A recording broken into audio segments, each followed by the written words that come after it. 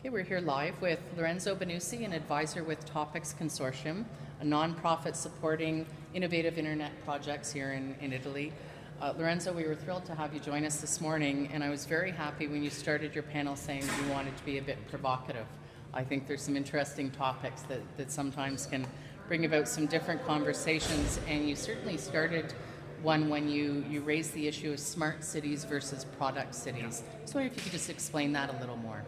Yeah, I think the problem is that if we plan the new city starting from technology, we are going to build the city around this technology that is going to be not useful in a couple of years or maybe 10 years. And so it's a really short period of time to create and to plan the development of the city. We have to reason it the other way around, so starting from the need of the city and then using technology only as a tool. And to be a little bit more provocative, we probably have to stop funding only technology, but start funding people that use technology, not the other way around, that it's, that it's profitable only for vendors and not for citizens. That was interesting. It came up at the end of the morning session about, everyone was talking about the IBMs, the Siemens and the big companies. And how do you see a city being able to balance between that, the companies coming in with tools, their own plans, we talked about long-term vision, and then having technology not drive our plans, but finding ways to let technology be a part of it? Yeah, I think it's a problem of knowledge.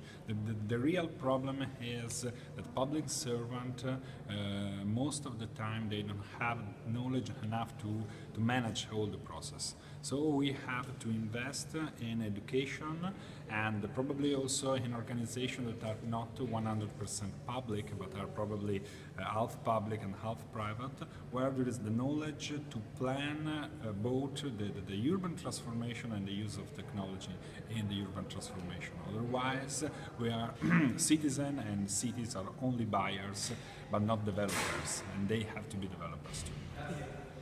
And finally, there were a lot of themes that came up this morning that we're going to be discussing this afternoon in our panels. Among them were big data, citizen engagement, innovation, and technology. Are there some key elements of those themes that you're hoping that the panelists will talk about this afternoon?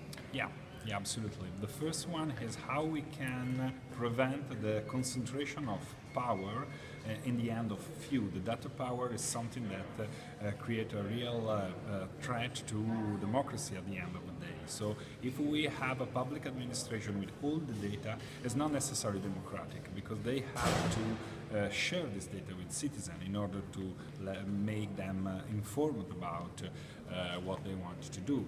And it's a great opportunity. The great opportunity is, for the first time, having a common ground that is fact-based and not ideologically based. But to do so, we have to open the data, making them available to everybody, and starting both a process of education, so data education to normal people, and also to cooperation. And the problem is that the public administration should change the way they use power. It's probably a loss of power for the public administration, because they don't have all the information. I mean, they have all the information, but they have to share it and to discuss with the people. But that's important to build trust, and trust is one of the main elements of the smart city, I think. Fantastic. Grazie mille.